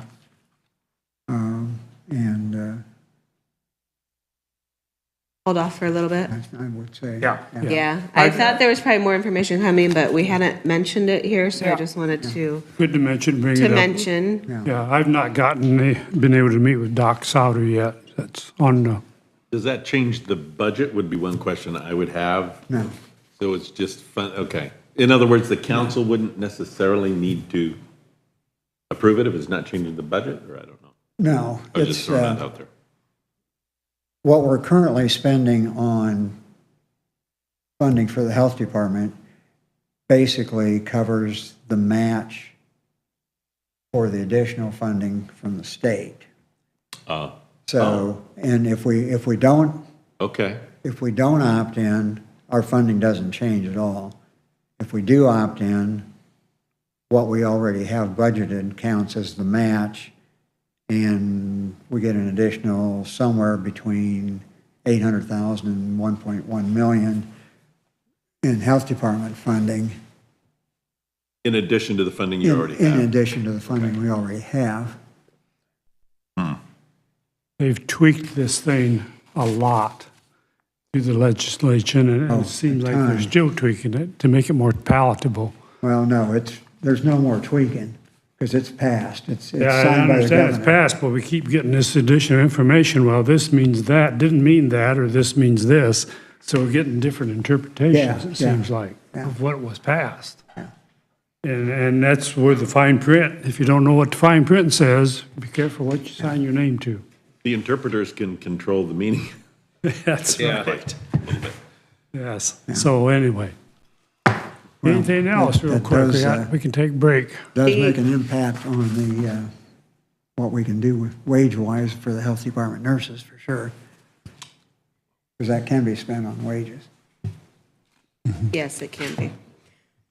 The only other thing I have is what, I didn't know if you want to discuss yeah. What is that? That's, it's handed out. that's the estimate on getting rid of all the bats and bugs and stuff at, in the annex building. Didn't we do this once before? The estimate, No, I don't think tree- so. we had, I don't think you can do anything. we did the bugs before, because they thought they were bed bugs, but they ended up being bat bugs. So Bat bugs. they came back with because the bats never left. Call Batman, let him handle it. And I think that it was aren't they like protected for a certain time? Till August 1st, yeah. Yeah. Because they meet and. Well, and they can do the bat proofing now. They can start on that, and Right. put those one-way vent things in so that they can go out, but they can't come back Well, they in. can't install the one-way till August 1st. They can set it up for it being received, be ready for that installed, but they can't exclude them until Oh, the August 1st. eviction, yeah, can't Yeah. be completed until. So they August. can seal everything up except for one hole. Yeah. And then what they'll do is they'll put a one-way, it's almost like a sock. Yeah. It goes out the sock, but Yeah. it can't come back Right. in. They did it at my house. It was like $1,800, but I got rid of them and I tried everything. I foamed things shut. I spent weeks, couldn't figure it out. Hell, they can get in a The hole. hole the was size in of the it. eave, and Yeah. I didn't see, but what's really neat, they take a thermal camera, they fly it around the building on a drone, a lot of them, and they can see where the air's moving, and whatever air's moving, the bat senses that, and they seal that off, and it's amazing. That's a big quote, but that's also a big building. So, I mean, should we get another quote, being that it's 10 grand? I mean, that's a significant amount of money. I'll have to look. I'm I not saying thought we it's out of had line by any something- means, but like I said, my house was 1,800, this big commercial building, Yeah. so I think we ought to maybe get another quote. There was a gentleman that, married Tammy Barth. He's the one that did my bat exclusion. He's out of Kendallville. There was a Rex Helton that did ours. I don't know if he's. Oh, you still had in one business. done too? Okay. At our building, we had to, but that was probably 8 years ago. I don't know how many years ago. It could be 8 or 10 years ago, but he was out of Woodburn, Rex Helton. Okay. He was really good from my experience. Just wonder if maybe we should Certainly get nothing another wrong with quote. getting another quote. I think we should. Let's get But another you do quote. need to get rid of the bats because the guano can cause Got to problems. do it, but let's get and- another quote. Yeah, I think we should get another quote. Okay, so. This guy was Billy the Bug Buster. Yeah. Recommended him, but. I'm sure he's good. But I think we should, anytime you're kind of- spending that much money, it's Yeah. competitive quote's always a good So idea. does that mean you guys are gonna reach out to those people for quotes, or I you're think we wanting me could. to? Yeah, I'll look and see. Let me see if the gentleman that did ours still does it, and if Okay. he'd want to quote it, at least. And then do you want Andrew to have his? Well, I'll look it up All right right, now and see what you just see can if I find. can find him. First thing that comes up is obituary, so that's not good. Yeah, that's not a good sign. Break time. Okay. Got him. But it may Oh, be yeah. from another state, I hope. Hamilton, Ohio, so that's probably not him. Hamilton's down there by Cincinnati. This guy was out of, yeah. Whose turn is it, guys? I think it's mine, probably. I thought I did it last week. Crit- I think it's mine. called critter control. Critter.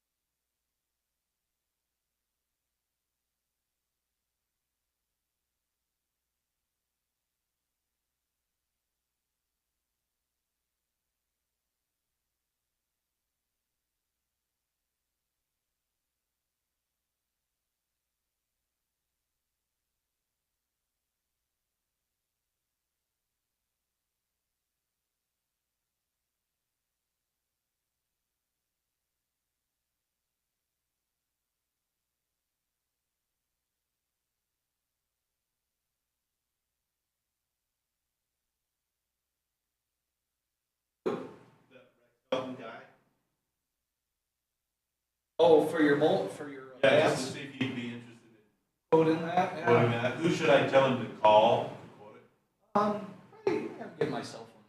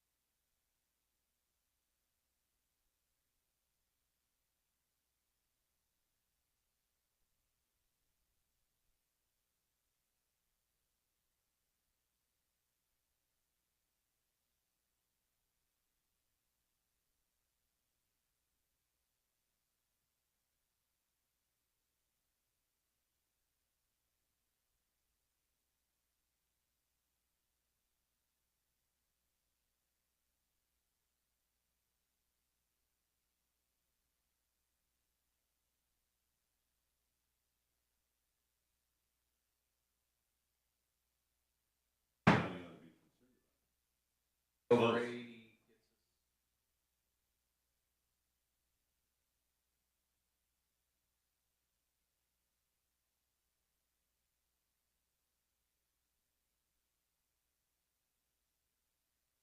Got 112 beds.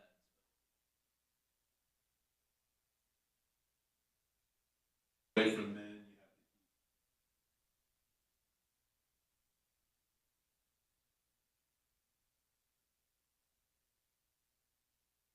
That's just stupid. I like that lawsuit. One guy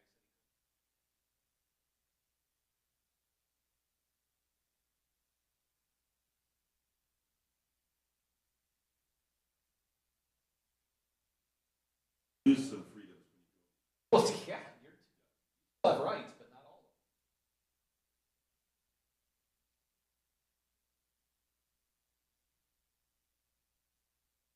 Oh, absolutely. We've never mistreated anyone now. Talk to clients that have been in jail.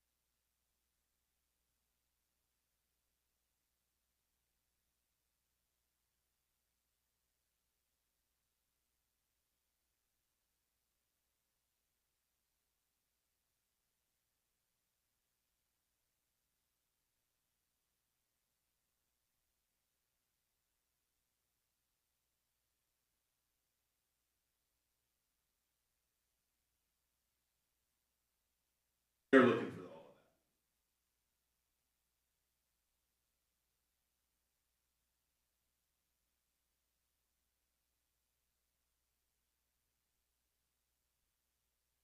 that. Yes, but I'd rather.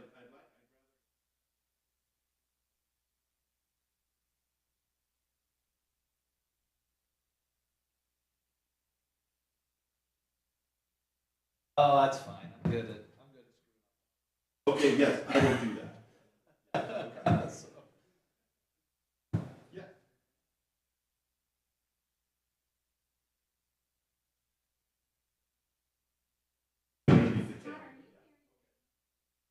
I'll give you that information. Or? Yes. Oh, I feel sorry for you. Do the whole thing just like this.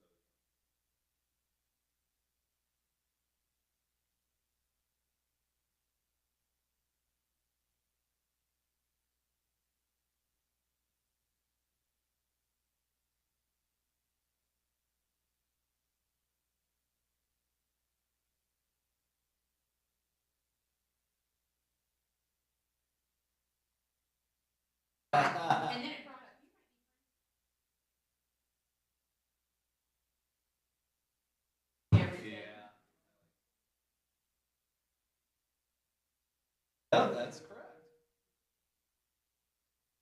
Yeah.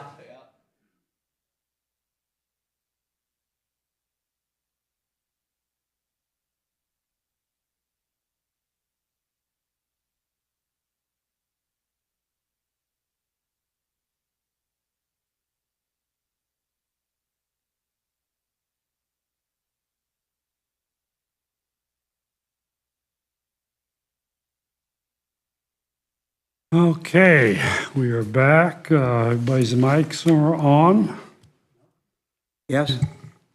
And Ben, what you got today? Morning, everybody. Good morning, Mr. Parker. How's everybody today? We are good. So far, so good. Good. Took it along on schedule.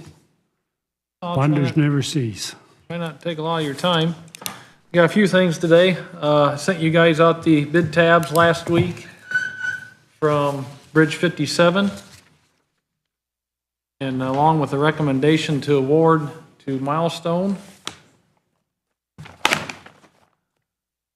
Did anybody have any questions on that bid, or? I mean, it was a good bid compared to the others. And the recommendation from Recommendation from United was to take them. right. Yeah, right. It's like a no-brainer to me. So I do have all three bids up here in case anybody had any questions or anything, along with the awarding or the winning bid. Any questions? Nope. Motion? And what's the name of the low bid? Milestone. Make a motion that we accept the bid from Milestone. Second. A motion and a second. Any additional comments? All those in favor signify by saying aye. Aye. Aye. Opposed, the same. Motion carries. Thank you, Ben. Yep, I've got the Form 96 here for all three commissioners to sign. It's right here. And then I'll scan you this whole file, Susan.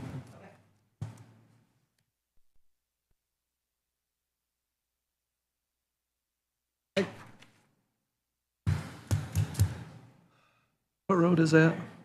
40. 40, yeah. Just, well, it's just west of Ohio line. Don't get any Between man, State much Road 1 and room Ohio there. line. Okay. Not much room there. Oh, Little bitty lines. Oh, yeah. Busy road. I drove way down Auburn Road to come back to Auburn the other day. That was, never been down that. Auburn Road, how it goes to 19 then, and then 19 goes and runs into 68. Oh, I don't think Yeah, I've never so. taken the back way. Back? really? Yeah. Not on that one, no. Yep. My son lives on Auburn Road in Allen County. And I thought, let's go this way back. It's Oh, kinda really? Fun, yeah.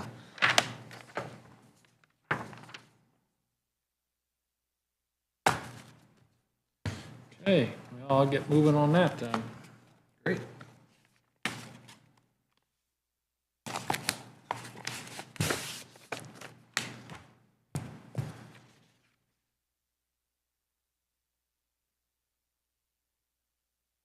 Then I also sent you guys an email of the hold harmless agreement that Andrew worked on and I went back and forth for Surf Internet. Right. I brought one copy of that here. I didn't bring any more. Didn't know if anybody had any more questions or concerns, or if you're okay with that, if we can accept that and then send that off to Surf to be signed and sent back. Looked good to me. I didn't see anything. You got one? You need a motion on that? We need a motion on that? Yeah. Yeah, let's do a motion. And make a motion. Yeah, I think we- it'd be good to have that on the record. Okay, I make a motion to approve the Surf Internet disclosure, I'll second. hold harmless agreement. Hold harmless. Right. Which basically allows them to go forward Yes, and not have to redo everything that they put in. but At if we this rip point. something up later, it's not Yes. our fault. Yeah, it's not Yep. on us. Okay, we have a motion and a second. Additional comments? All those in favor signify by saying aye. Aye. Aye. Aye. Opposed, the same. Motion carries. Okay, I will get that off, get it signed, and then I'll send that to you. Bill, that's not, Say. yeah, they'll sign it and give it back. And then once I receive that, Susan, I'll send that to you as well. Thank you. Next thing I have is a quote I'd like to present to you guys today. I met with Brooks a couple weeks ago, looking at another project, the Highlands Edition out here. And this year's CCMG project is County Road 35 North, I call. And the Boger Edition's right there at the corner of County Road 40 and 35. It's that small little housing addition. You got Lucille Lane and Boger Avenue there. And them two roads are pretty bad shape in there. Since Brooks is going to be in that area, I asked for a quote to do that. So they submitted me a quote to do a 2-inch surface on that, milling butt joints and then milling in front of the drives, the paved drives, $26,520. Which is a pretty fair price, I think. The bid price, they bid $70 a ton. And then this is $105 a ton for surface. It's a little bit more money. It's a lot tedious work, and it is a little bit extra work. I figured up the cost for us to do it. I think it was around $8,500 additional cost to have Brooks do it. That's not including our labor, trucking, none of that. And it would be done when the project's done. So I do have the money in the budget, or in my budget, to absorb that cost, but if you guys are in agreeance, I would like to move forward with that project. That would be a 2-inch overlay. I am going to go in, I'd like to go in there and I'm going to put a chip seal in that prior. That's called a SAMI seal. That's a shock absorbing membrane interlayer that will help seal that road up for any residual cracking and deterioration. That's, I'd like to try that with that area. You know, we did, doggone it, Holiday Lakes a few years ago with the similar solution, and it seems to be holding together. It just seems like a time to do it, because 40's in decent shape. We're not going to be back in that area, so unless we pave that ourselves, we'll have a lot extra mob and demob costs. And Well, and we can be on other projects done. Will the performance bond or maintenance bond cover any of this, since that was currently still under wasn't that still under a maintenance bond? That's not under maintenance bond yet. It's under a payment bond and a performance bond Okay. until Brooks is done with it. You know, it's fine. I don't really suspect any problems with it. You know, I didn't ask for it to be included in that. This is a separate. No, what I'm saying is the initial install, is it still under any type of? Oh, for 35, yes. No, I'm talking for the housing addition. Wasn't those roads under some Oh, type this, of? no, this Oh. is an old edition. This was built back in the 60s, I think. Oh, I'm thinking of the wrong one. I'm thinking of Highlands. Not, Right, no, that was one that we talked where I got this quote from, I gotcha. when I met with Eric. Okay. Sorry if I confused you. on that. No, okay, that's, all right. Okay. No, the Boger Edition's on the south, be the southeast corner there of 40 and Boger Edition. 35. 40 and 35. Right there, you got the four-way stop and the Fleischer. We got 2 roads in there that's hard. Oh, I gotcha. I know exactly where you're at now. There's North probably, of the Highlands. there's probably 4 or 5 homes back in there. I gotcha, exactly. There ain't much back there, but it is ours to maintain, and they need some work. Getting pretty bad. Yeah. I don't have a problem with this. It's, makes sense while we're there to go That's ahead. what I thought, because it was an afterthought, and, And for $8,000, we're already stretched out pretty thin on our help with the highway. But I think we'd better off to do maintenance than to do reconstruction. So I'd be for this, I think. Motion? That's your motion? That's my motion. I'd be for this. I'd be for this. I'd be for this, got it. Well, if Todd's for it, I'll be for it too. All right. Be like the movie Airplane. Chump don't want no help. Chump don't get no help. Okay, we have a motion, I'd be for it, motion and a second. Any additional comments? Just don't call me Shirley. All those in favor signify by saying aye. Aye. Aye. Opposed, the same. Motion is the additions, you know, they tend to get overlooked pretty easy. They're Oh, hard to yeah. get in and do, and, approved. you know, just like Holiday Lakes we did. Yeah. Bill, would you like to sign this for me? Down at the bottom left there? If you don't mind. If I gotta. Means you're personally guaranteeing payment. All right. I mean, Bill's for it too. Yeah. I'm on the hook. You be Go ahead for and it. put your checking routing number on there, bottom left there, I believe it was, Bill. Yeah.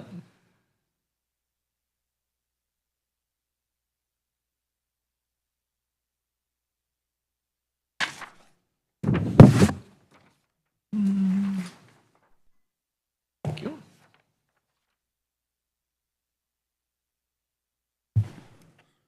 Oh, I'm sorry. Nope, just Bill. Okay, next thing I had, for Bridge 57, since that was awarded, I've got a task order here that is actually getting revised from United. I just wanted to bring this up today, see if you guys had an issue with it. On that bridge, I asked for some part-time inspection tasks to be done. I wanted to see about having United do that. They sent me one that's gonna be for a price of not to exceed $15,900, an hourly rate not to exceed $15,900. But like I said, this agreement isn't correct. I had to have some corrections made on this. But I didn't know if you guys would have an issue with moving forward with them. If we get that a corrected agreement, I can just tell them that we're okay to move forward with that. They will be on site on the more critical points for the milling of the deck, the pour of the deck, the encasing of the pilings underneath the pour. They'll test the concrete. You know, they do the air slump and yield on the concrete. And since we approved the E5 concrete mixture, I think that's important to be done on that deck. That's that new concrete design for bridge decks. I think that's critical to have that done, or it's a good idea to have it done. Milestone, I haven't worked with them, but I have with Primco, and they're a part of Milestone, bought out Primco. I just think it would be wise for us to have someone to help oversee that. What do you think, gentlemen? Makes sense. So it'd be on our hourly on-call rate, not to exceed 15,900. So Oh, okay. for the hour up, not to exceed. When's that start? I gotta get the notice to proceed out, and, well, actually, we gotta get notice of award out, construction meeting, notice to proceed, and then I'll have some dates at that point. At that point. But it should be starting here, I would speculate within the next month or so. I'm hoping anyway. Okay. Because he's got a window in there, so I'm not sure. Motion? This is for United. Yeah, And this is their overseeing the concrete. it would be pour, for right? their construction inspection of the Bridge 57. I'd make a motion to engage United on Bridge 57, not to exceed $15,900 on an hourly basis. I'll second. A motion and a second. Any additional comments? All those in favor signify by saying aye. Aye. Opposed, the same. Motion carries. Thank you. Last thing I got is, well, actually, I got two more things yet. The water line extension for the new highway department is talking to the surveyors, talking to Michelle, and I don't quite understand it. I got the drawings from Foresight, and then talking to Michelle, she says that the town of Waterloo needs to fill out the permit and submit the proof of insurance for the water line, since they will be taking over the water line when it's complete. I talked to make Pam, sense. I know it don't. I talked to Pam and she's reluctant to do that because it's not our project, not our contractors, and I can't say I disagree with her. But according to Michelle, that's what the board requires, and there's an Indiana code that supports that Really? in the email. I don't know. So I talked to, I talked to Pam about it, and I guess we got two options. If we agree to keep the water line for a year after it's installed, we can submit the permit. Or if we want Waterloo to submit the permit, they want a one-year maintenance bond. Well, but then have it under our insurance carrier. So it's kind of a messed up deal a little bit. I don't quite follow it. But I didn't know how I should proceed with that. I didn't know if you guys, since it's on the drainage board, if you'd give me a little bit of direction on what the drainage board wants to see with boring under the creek for the permitting. I don't understand. I would think, actually, it should be on Crawford Excavating, or if FCI's contracting, is FCI, I think FCI's contracting the water, is that right? Because we're not doing that. Right, yeah, we put it back in the bid pack, or in That's in what the I thought. package, so So- that should be on FCI. to get the- FCI or- Or Glenn to get the permits, yeah. Yeah, I don't understand how that, I mean, they get the permits on behalf of the owner of the property, but they're the Right. ones that get them. Yeah. I've never heard of the town if of I can Waterloo find- having to get a permit because they may take it someday. I mean, that doesn't make any sense. See if I can find my permit here. I was kind of lost on that as well. I can see why Waterloo would want a maintenance bond, though, if they're gonna take on a Yeah, a possibility of something that could cost them $250,000. I'd want to know that Yeah. it was done right, too. Right, right. But I think the way you do that is FCI pulls the permit. If we have to keep it private for a year, we can do that, you know, and Yeah, I there's don't no see a issue problem with with it. that as far as You keeping know? it for a year. Yeah, we could do that. Just say, hey, we, just collect all the tap fees. yeah, we'll collect all the tap fee. We'll hook everyone up. I like that idea. Make Right. money on this. I meant But to why print isn't all the this contractor dealing with all of this? Is Well, that's, yeah, what I'm that's. hearing. Should be, that's I the think. thing, Yeah. Seems like it. Yeah, I don't understand why you would have the city of Waterloo, because if we they don't- might take it someday. Yeah. That don't make any sense. If we have, Find Michelle's email here. I meant to print that off, and I think Pam is correct in her thinking that why should they take on that liability for, that isn't theirs? And they have no control over the project. yeah. I think she's being smart there. That's a good move. let's see here. It says, according to the state drainage code and the drainage board policy, whoever the utility will be providing the service is responsible for the maintenance repair of the structure and is that the one that will need to apply for the utility permit. That is why the town of Waterloo needs to be the applicant for the utility permit, as I'm assuming they will be the ones responsible for the maintenance repair in the future. That's from Michelle. Well, what if we gave them a carve out for a year saying we'll handle the maintenance and repair for the year? Well, that's where it's gonna be, whatever the drainage board will approve. That's why I kinda wanted to ask and for you guys as, can help direct me or. I really don't want to put a burden on the town of Waterloo. Doesn't make any sense. At all. And this is just a permit to drill under, or to bore under Cedar Creek? And it's a permit through the local drainage board? I guess. Well, you understand it, yeah. Okay. Well, Because if the county is going to be the one responsible for that in the future, then the commissioners can apply for the utility permit. But we're not going to be responsible for it in the future. So that's why I'm saying if we would keep it for a year and then give it to Waterloo, or if we want Waterloo to take it, they're going to want a one-year maintenance bond. And then still, we're going to have the insurance issue a little bit. They don't want to put themselves as insurance liability. Why don't we keep it for a year, though, and just have it privately for a year and then turn it over? Are they happy with that if we keep it a year and then give it to them? Without, That's the way Pam talked, yeah. Yeah, I'd be fine with that. I'm okay with that. yeah. That way, just give it to Karsten or Tyler Yeah. and say, take care of this, Yeah. and So then, according to what she's telling me, if that's the case, the commissioners will have to submit the permit through the drainage board. And then I can give you guys a copy of the drawings and the plans to go with it, but I mean, you'll have to, according to this. Suppose we could do that. It's not a big deal, I don't think. Considering the surveyor's doing the work anyway, I know, think we're right? probably okay. That's why I thought this whole thing just seems kind of funny, but Yeah. I didn't quite understand it either. I'm glad I found this email, so. Yeah. That, or if you guys want to commit Friday or Thursday and let me know. So you can do that as far as, And see what the drainage board will be okay with, or yeah. maybe Michelle at that point can explain if there's an Indiana code somewhere and I'm welcome. I'd be willing to look at it if there's a code section or something. Well, Shannon would yeah, because she said according to the state drainage code, she didn't reference what. handle that. Right. Put that on for Thursday. See what's going to satisfy everybody. Okay. Yeah.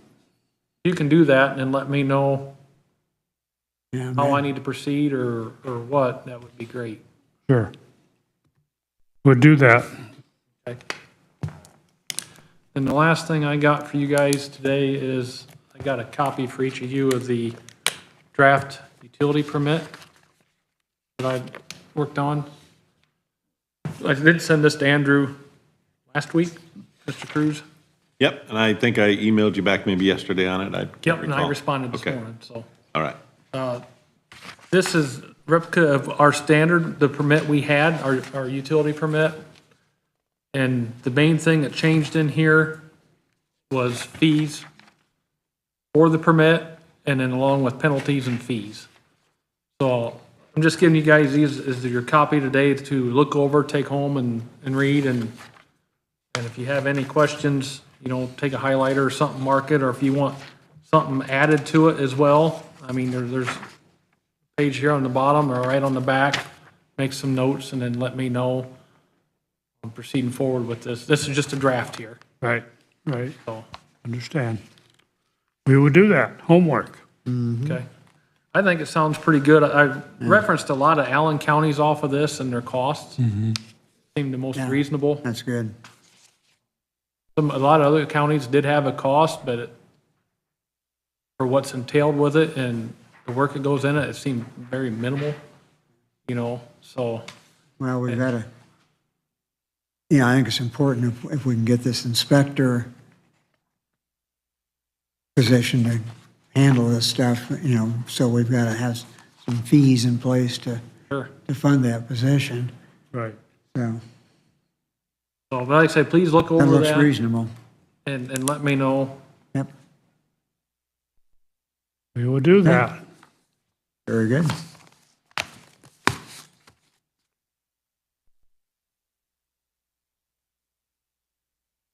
Sure.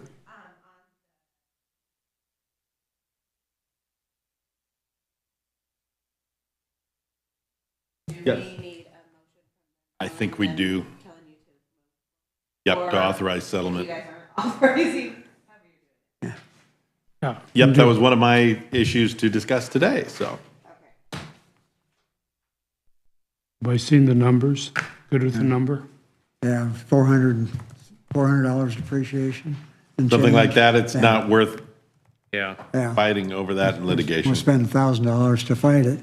Right. And some depreciation is probably Yeah. okay. but Actually, I was kind of surprised they come back with that small of a number compared to what the original number was. I'll move to have Andrew proceed with finalizing that claim. Okay. Second. A motion and second. Any additional comments? All those in favor signify by saying aye. Aye. Aye. Aye. Opposed, the same. Motion carries. Thank you. I'll get her taken care of. All right. Good job. Yeah, thank you for following that, Andrew. I appreciate You're welcome. I'm glad that it had a positive resolution. it. No. Yeah. Insurance companies, you gotta have them, but sometimes they're difficult. That one was just being unreasonable. Yeah. Anything else I think that's all I have for you guys. you got? Other than all of our projects are kicking off, so we're getting busy. Yep. Lot to do. Well, weather's good. What's that? Weather's good. No It rain. is. No rain days. Yeah, Not it's, yet. it's good construction weather right now. Yes, Well, it is. So other than we need the rain. yeah. Little update on the highway. You want to address that real quick? What's Oh, the build? yeah, after the groundbreaking, what was it, 2 weeks ago Friday? We had, and then, let's see, it was last Tuesday, Building 2 was delivered on site. It should all be there now. I haven't been out there to confirm that, but Thursday when I stopped out, the building was, looked to be all there. The pad for Building 2 was almost complete. We got a meeting this Thursday, another progress report meeting on site. But things are happening. Yeah. We got the water line permit coming up, and then did get an email through Auburn AES Friday, asking about service and hooking up, and asked some information on our tower, so I sent them that. So there's a lot of parts and pieces just starting to come in, and I think it's gonna be getting real busy here real soon with it. Yeah. I don't know if we have a date on footers coming I in. don't know either yet. Yeah, maybe Thursday we'll get something on that when they start the footers. I think the pad's ready. It looks like it's, It looks like it now, yeah. Yeah. Thursday, it looked pretty close. I was out there Saturday and it was pretty much complete. They pour them footers about 4 foot.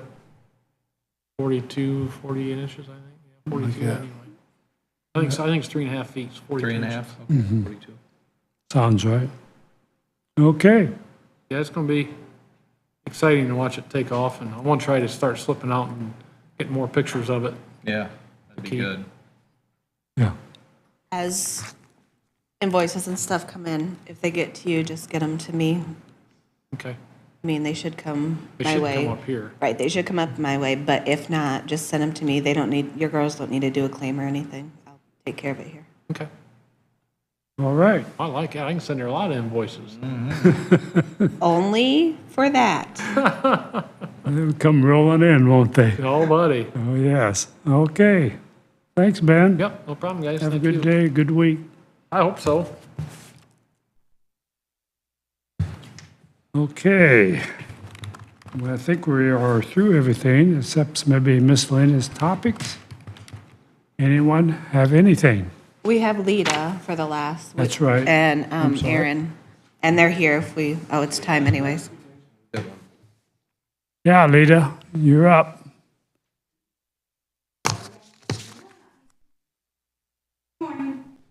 Hey, Lita. We'll turn that mic's off.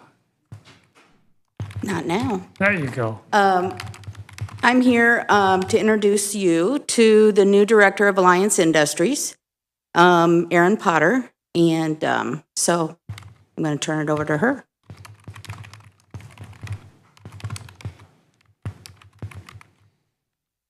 Good morning, everyone. Good morning. I'm Erin Potter. I'm the Executive Director of Alliance Industries. I'd like to start off by saying thank you to take the time to meet with us today and for supporting Alliance over the years. I've been with this organization for about 1.5 years, and I was hired in as Assistant Director. And when Lily retired in January, I took over as Executive Director. Alliance is best described as a workshop for adults with disabilities. We provide meaningful employment in a supportive work environment, but it's truly so much more than that. We offer real-life skills training in nearly every area of life. We just do it in a workplace setting. Alliance Industries is so important to our community because our employees have the opportunity to gain financial stability, which is an issue people with disabilities struggle with on a regular basis. We provide a safe place to develop friendships and work relationships with a safe, supportive airspace to work through any interpersonal conflicts that may arise. And all of this helps prepare them if they choose to transition into the community workforce. Our employees have the opportunity to work together as a team towards a common goal, which allows them to experience the satisfaction and pride associated with accomplishing tasks to meet that common goal. Each of our employees have a completely different set of skills, strengths, and abilities that can make some days a little more challenging than others. But when we work together as a team, we can accomplish just about anything.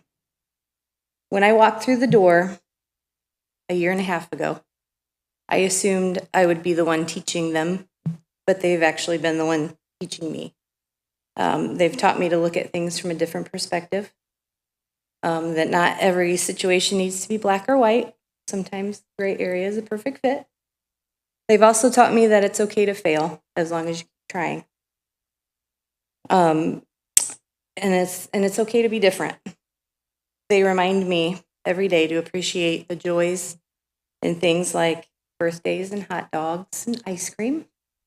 And they've made me aware of the fact that kindness and respect is really the only thing that matters.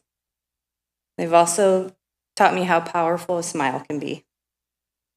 Working together as a team, supporting each other, and doing it with kindness and acceptance and dignity is what makes us so much more than just a workshop for adults with disabilities. It makes us a family. So I would like to personally invite you all to our open house on Thursday, July 20th. It's from 11 to 2. We'll be showing off our new building expansion and workspace. We will send you a formal invitation also, but please stop by anytime and experience the magic yourselves. Thank you so much. Thanks. Thank you, Irene. Welcome aboard. Yeah. Anything else, Lita? If you haven't been by Alliance, it expands now from Quincy to King Street. The 4,400 square foot is almost done, so we're excited. So we're hoping you can come and enjoy the excitement with us. And so we've got people waiting to work. We've got a waiting list, so we needed this space. So I see. What's going to go into this space as far as manufacturing? Any idea yet? Or we're moving a lot of the machines. I should let Aaron do this. We're moving a lot of the machines that are not noise making, so are hearing sensitive. Don't have to wear ear muffs all day and leave. We need more room for that kind of stuff. The ones that use the air compressors that make the noise will stay part of in the old part. Plus, it gives us room to make up a new program area, because we want to add programming for people to come in and do banking, do all kinds of things that we all take for granted every day. But that will help them enhance that they can go out and possibly move out on their own. that'd be good. Yeah. So, yeah. And that'll give us more room to bring in more manufacturing partners to do work for. So we're just out of room. Yeah. Out of room. Comments or Looked questions? like a good expansion when I was there last year. Like it was going to work out well, and that's going all the way back to King Street. It's a good organization. Do a good job. Okay. Thank you. That open house was 11 to 3? 11 to 2, okay. Thank you. On the 20th. Be able to make that one. What was that month? July. Okay. Yeah, July 20th, 11 to 2. Got it. All right. 2023. Yep. Where's July? There it is. Okay. Anything else? All right. All right. Thank Thank you. you. Meet you. 11, Okay. July 20th? 11 to Yeah. 2? Yep. We've got a highway department meeting, build meeting at 11. It should be done after that. Yeah. Yeah. Still get a couple hours. Yeah. They might have lunch. Go there and have lunch. Nothing wrong with lunch. Alliance Industries. Okay, everyone. Any other miscellaneous?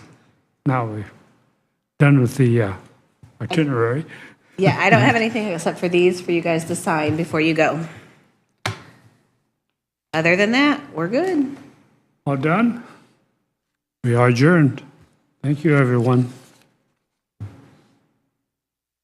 I do want to remind all of you that I will be out next week. That was one of my 2 vacation weeks. You can't do that. Oh, you're not going to let me do it. Contract, all sorts of problems. Oh, Oh, what about the 26th?